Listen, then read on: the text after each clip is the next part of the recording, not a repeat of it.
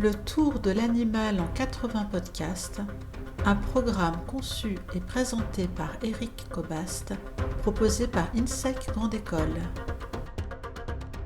Saison 1, l'animal, premiers efforts pour l'apprivoiser.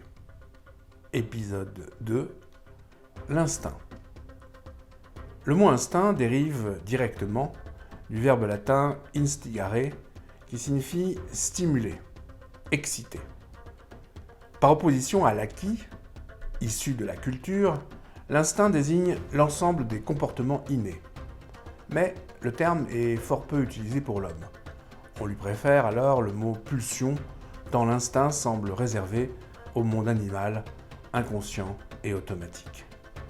Car l'instinct est du côté du comportement inconscient de l'animal, caractérisé par des actions héréditaires, ordonnées et liées à la conservation de l'espèce ou de l'individu. Manger, se reproduire, se protéger. Le comportement instinctif s'explique par le déclenchement, sous l'impulsion de stimuli externes, d'un mécanisme toujours identique, comme s'il existait chez l'animal un système nerveux préétabli et complexe de réflexes inscrits dans leur nature. Plus on s'élève dans la hiérarchie des animaux, plus cet instinct se rapproche de certaines réactions de l'homme. En effet, ces automatismes instinctifs de l'animal sont complexes, évolutifs, et s'adaptent au milieu tant et si bien que l'homme voit des ressemblances entre son propre comportement et celui de l'animal. L'instinct de l'insecte semble toujours répétitif, stable et immuable, mais l'instinct des mammifères est susceptible, lui, d'évolution, de changement, d'adaptation.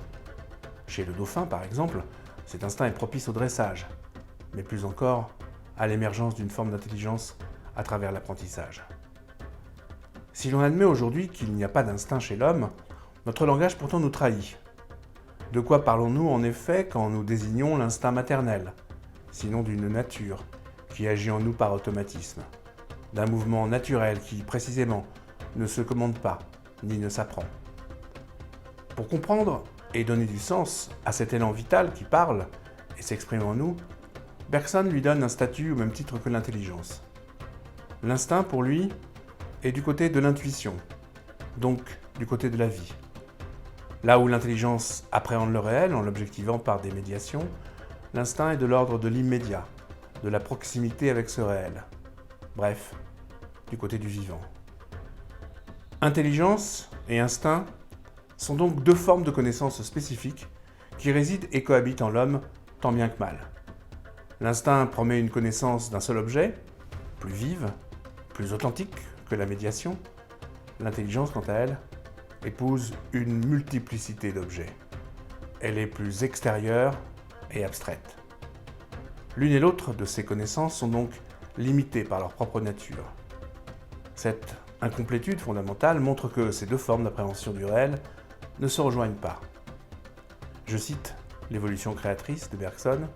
« Il y a des choses que l'intelligence seule est capable de chercher, mais que, par elle-même, elle ne trouvera jamais.